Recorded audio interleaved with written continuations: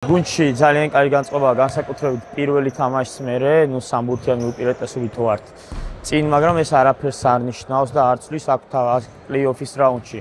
თავარი არის ორმაჩიანი შედეგი და 23-ში გაირკვევა ყველაფერი. ჩვენ ამ მატჩისთვის 100%-ით სად იქნებით და მომიზადებით, რა თქმა უნდა.